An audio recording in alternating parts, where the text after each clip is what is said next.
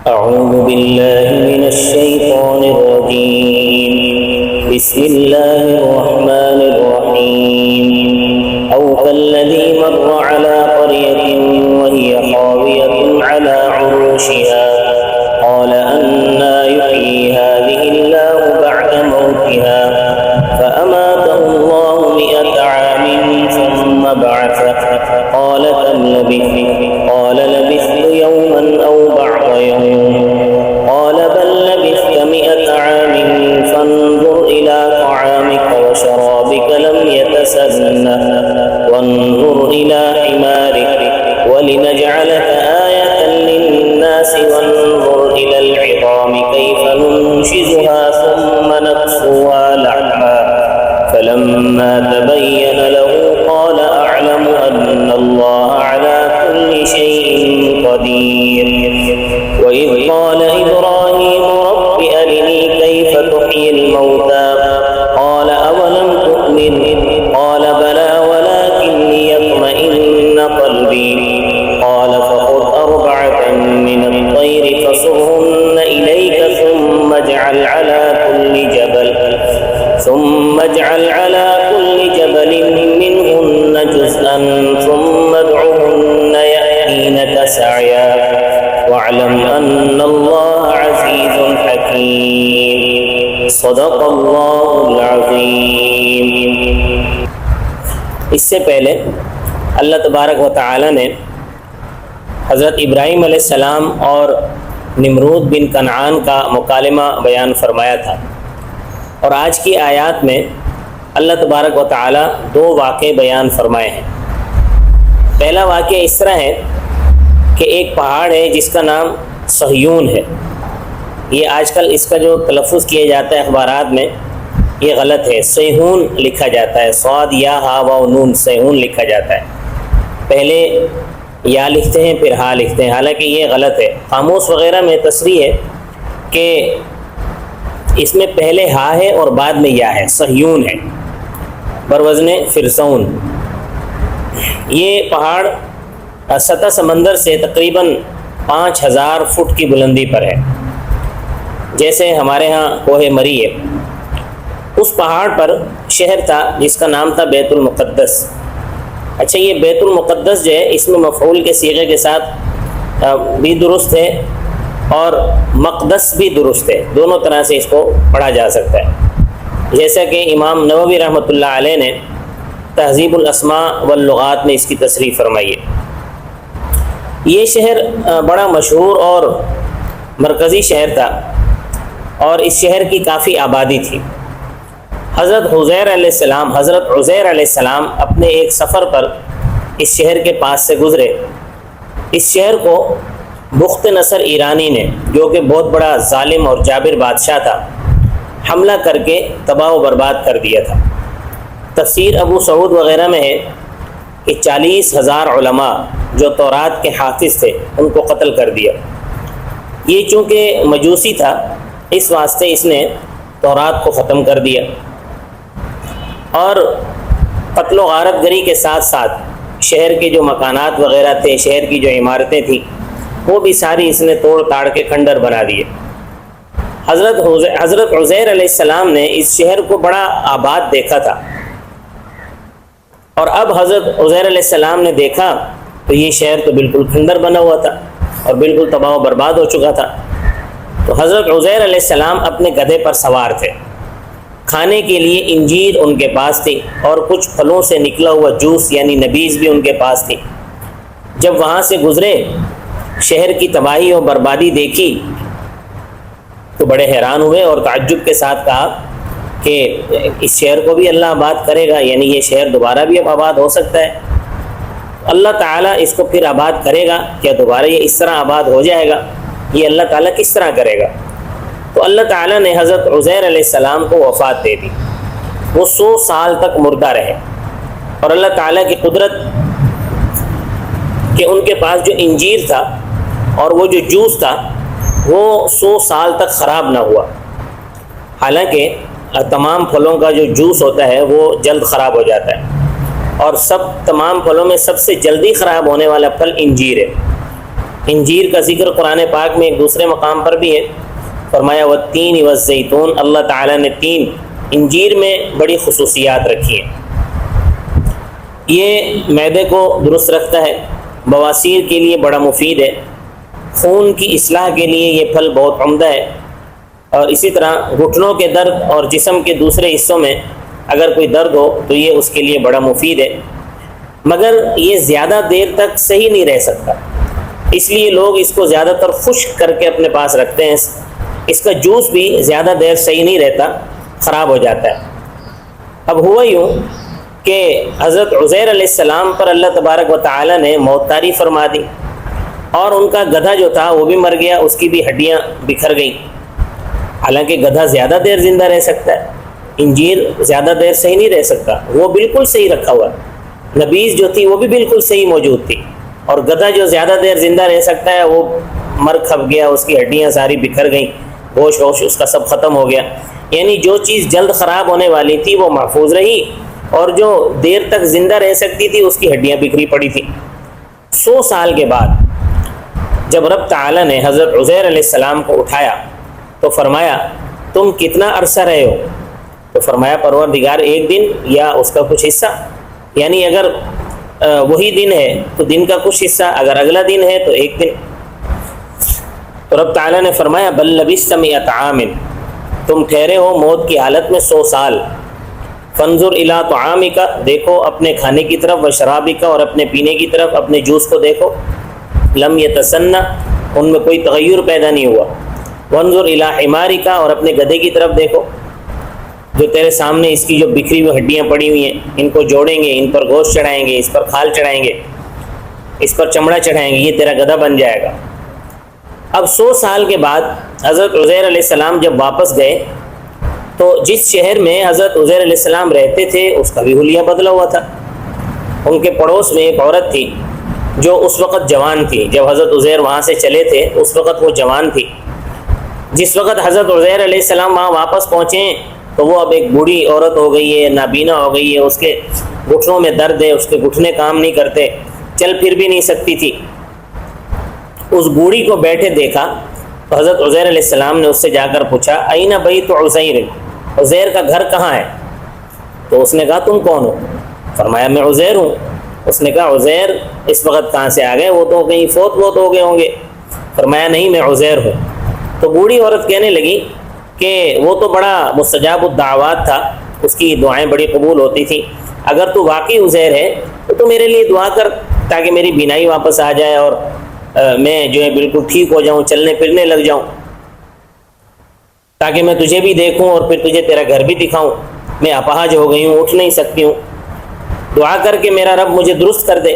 حضرت عزیر علیہ السلام نے دعا کی تو اسی وقت اس بوڑھی عورت کی آنکھیں تندرست ہو گئیں اور پاؤں بھی اس کے تندرست ہو گئے، جو اس کی بیماری تھی وہ بیماری بھی اس کی جاتی رہی، وہ چلنے پھرنے لگ گئی۔ اب وہ ان کو لے کر گئی کہ آؤ میں تمہیں تمہارے گھر کے پاس چھوڑ دیتی ہوں، تمہارے گھر پہ پہنچا دیتی ہوں۔ حضرت عزیر علیہ السلام کا گھر پہلے کنارے پر تھا، شہر کے کنارے پر تھا، مگر آبادی پھیل جانے کی وجہ سے وہ گھر ان کا درمیان میں آ گیا تھا۔ تو اس وقت حضرت عزیر علیہ السلام کا ایک بیٹا زندہ تھا جس کی عمر 118 سال تھی، پوتے پڑ پوتے بھی بوڑھے ہو گئے تھے۔ اس مائی نے دکھایا کہ یہ ہے تمہارا گھر۔ جب حضرت عزیر علیہ السلام اندر داخل ہونے لگے تو ان کے پوتے پڑ پوتوں نے کہا کہ بابا کہاں جاتے ہو اندر؟ حضرت عزیر نے جواب دیا کہ یہ میرا گھر ہے، میں اپنے گھر کے اندر جا رہا ہوں۔ تو کہنے لگے جا بابا واپس چلا جا، یہ تیرا گھر کہاں سے آ گیا؟ اس بوڑھی عورت نے انہیں سمجھایا کہ یہ تمہارا باپ دادا ہے۔ حضرت عزیر علیہ السلام کے جو پوتے تھے انہوں نے کہا کہ ہمیں اپنے دادا کی 2 چیزیں یاد ہیں، ایک تو بین الکفتین، دونوں کندھوں کے درمیان چاند کی طرح کا ایک نشان تھا، اور دوسرا ان کو تورات حفظ یاد تھی۔ تو حضرت عزیر علیہ السلام نے پیچھے سے کپڑا ہٹایا تو واقعتاً ان کے دونوں کندھوں کے درمیان چاند موجود تھا۔ پھر اس کے بعد تورات آپ کے سامنے لا کے رکھی گئی کہ تورات پڑھ کر سناؤ۔ تو حضرت عزیر علیہ السلام نے پوری تورات ان کو یاد تھی، وہ سنا دی، تو سب کو یقین آ گیا کہ واقعتاً یہ عزیر ہے۔ تو ان کے حضرت عزیر علیہ السلام کے ان معجزوں کو دیکھ کر یہودیوں نے یہ کہنا شروع کر دیا کہ عزیر علیہ السلام ہی اللہ کے بیٹے ہیں۔ وقالت الیہود عزیر ابن اللہ، کہ عزیر اللہ کے بیٹے ہیں۔ وہ اللہ تعالیٰ کے صاحب معجزات پیغمبر تھے، بیٹے نہیں تھے۔ تو یہاں ان آیات میں پہلا واقعہ ان کا بیان کیا گیا ہے۔ فرمایا او کلذی، یا اس شخص کی مثال، مر علی قریۃ، جو گزرا ایک بستی کے پاس سے، وہ بستی بیت المقدس کی تھی، وہی خاویۃ، اور وہ بستی گری ہوئی تھی، علی عروشہا، اپنی چھتوں کے بل۔ وہ اس طرح کہ پہلے چھتیں گری، پھر ان کے اوپر دیواریں گری۔ قال، فرمایا، انا یحیی، کس طرح زندہ کرے گا، یعنی کس طرح آباد کرے گا، ہذہ اللہ بعد موتہا، اس شہر کو اللہ تعالیٰ اس کے مر چکنے کے بعد، یعنی اس کو تباہ ہونے کے بعد اللہ اس کو دوبارہ آباد کیسے کرے گا۔ فاماتہ اللہ 100 عام، بس اللہ تعالیٰ نے اس کو مردہ رکھا 100 سال۔ ثم بعثہ، پھر اللہ تعالیٰ نے ان کو اٹھایا۔ قال، اللہ تعالیٰ نے فرمایا، کم لبثت، کتنی دیر تو ٹھہرا رہا۔ قال، فرمانے لگے، لبثت یوما، ٹھہرا میں ایک دن، او بعض یوم، یا دن کا کچھ حصہ۔ قال، اللہ تعالیٰ نے فرمایا، بل لبثت 100 عام، بلکہ تم ٹھہرے ہو موت کی حالت میں 100 سال۔ فانظر الی طعامک، بس دیکھ تو اپنے کھانے کی چیز کی طرف جو کہ انجیر کے دانے تھے، و شرابک، اور اپنے پینے کی چیز کی طرف جو کہ جوس تھا، لم یتسنہ، نہ کھانا متغیر ہوا اور نہ جوس خراب ہوا، لم یتسنہ، نہ کھانا متغیر ہوا اور نہ جوس خراب ہوا۔ وانظر الی حمارک، اور دیکھ اپنے گدھے کی طرف، ولنجعلک آیۃ، تاکہ بنائے ہم تجھے نشانی، للناس، لوگوں کے واسطے۔ وانظر الی العظام کیف ننشزها، اور دیکھ ہڈیوں کی طرف کیسے ہم ان کو جوڑتے ہیں۔ ثم نکسوها لحما، پھر ہم پہناتے ہیں ان ہڈیوں پر گوشت۔ فلما تبین له، بس جب اچھی طرح واضح ہوئی حقیقت اس کے سامنے، قال، کہا اس نے، اعلم، میں جانتا ہوں، ان اللہ علی کل شیء قدیر، بے شک اللہ تعالی ہر چیز پر قادر ہے۔ اب اس سے اگلی آیتوں میں ایک دوسرا واقعہ بیان کیا جا رہا ہے۔ فرمایا، وَإِذْ قَالَ إِبْرَاهِيمُ، اور جب فرمایا ابراہیم علیہ السلام نے، ربی، اے میرے رب، ارینی، تو مجھے دکھا، کیف تحیی الموتیٰ، تو کس طرح مردوں کو زندہ کرے گا، یعنی تیرا جو یہ وعدہ ہے کہ میں مردوں کو زندہ کروں گا، اس کی کیفیت کیا ہوگی۔ کیفہ کے لفظ ہیں۔ قال، فرمایا، اولم تؤمن، کیا تو ایمان نہیں لایا، یعنی تو اس بات پر ایمان نہیں لایا کہ میں مردوں کو زندہ کیا کرتا ہوں۔ قال بلا، حضرت ابراہیم نے فرمایا، اے پروردگار، میرا ایمان ہے کہ تو مردوں کو زندہ کرتا ہے، ولیکن، اور لیکن، کیفیت دیکھ کر، لیطمئن قلبی، تاکہ میرا دل مطمئن ہو جائے۔ یعنی حضرت ابراہیم علیہ السلام کا مطلب یہ تھا کہ نفس احیاء موتا کا تو مجھے یقین ہے، لیکن کیفیت دیکھ کر مزید اطمینان اور تسلی کرنا چاہتا ہوں۔ قال، اللہ تعالیٰ نے فرمایا، فخذ 4 من الطیر، بس پکڑ لے تو 4 پرندے، فصرہن الیک، بس مانوس کر تو ان کو اپنے ساتھ۔ وہ 4 پرندے کیا تھے؟ تفسیر بیضاوی اور ابو سعود معالم التنزیل وغیرہ تفسیروں میں اس کی تفسیر موجود ہے۔ ایک مور تھا، مور کو اپنے حسن جمال پر بڑا ناز ہوتا ہے، ایک بڑا خوبصورت پرندہ ہے، لیکن اس کے پاؤں ذرا خوبصورت نہیں ہوتے، پاؤں اس کے بھدے ہوتے ہیں۔ دوسرا مرغہ تھا، مرغے میں شہوت زیادہ ہوتی ہے۔ اور تیسرا ان میں غراب یعنی کوا تھا۔ کوا جو ہے یہ خسیس الطبع ہوتا ہے، یعنی طبعی شرافت سے کوا محروم ہوتا ہے۔ اور چوتھا کبوتر تھا۔ کبوتر اپنی مراد حاصل کرنے میں جلدی کرتا ہے۔ انسان بھی ان 4 چیزوں سے مرکب ہے کہ اللہ تعالیٰ کے انسان اپنے حسن پر غرور کرتا ہے، غرور کرتا رہتا ہے، نازاں رہتا ہے۔ اسی طرح شہوت بھی اللہ تعالیٰ نے اس میں رکھی ہے، اپنے حسن و جمال پر مغرور بھی رہتا ہے، خسیس الطبع ہے، طبی شرافت سے انسان بھی محروم ہے۔ الا ماشاء اللہ وہ نیک بندے ہوتے ہیں جو جن کے اندر طبی طور پر شرافت موجود ہوتی ہے، لیکن اکثریت انسانوں کی خسیس الطبع ہے۔ اور اسی طرح ہر آدمی اپنی مراد حاصل کرنے میں بھی جلد بازی سے کام لیتا ہے۔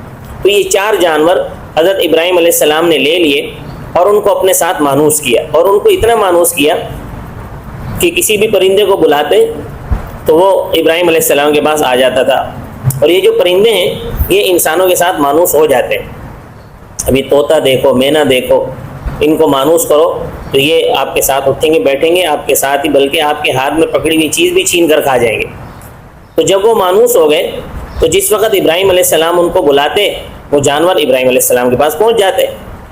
تو اللہ تبارک و تعالیٰ نے حکم دیا کہ اب ان کو ذبح کرو، ان کو ذبح کر کے ان کی جو سر ہیں وہ اپنے پاس رکھو، اور ان کا باقی جو دھڑ ہے اس پورے دھڑ کو ان کے پروں ہڈیوں کے ساتھ گوشت کے ساتھ ملا کے ان کا قیمہ بنا لو۔